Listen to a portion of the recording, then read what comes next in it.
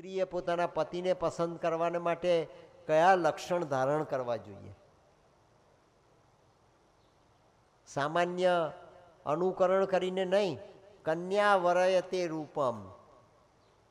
કોઈ સિનેમાના સ્ટાર જેવો ગોરી ચામડીવાળો, રૂપરંગ ખૂબ સારા છે એવા જ છોકરાને પસંદ કરવાનો, એ તો સામાન્ય કન્યાના લક્ષણ છે.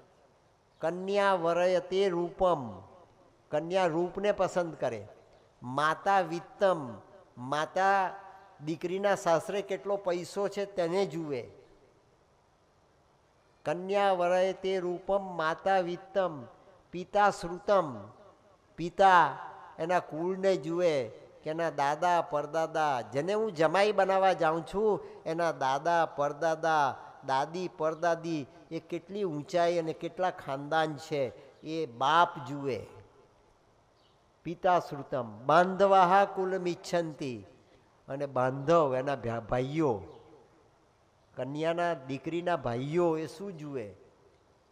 તે કે એનું કુળ કેટલું ખાનદાન છે.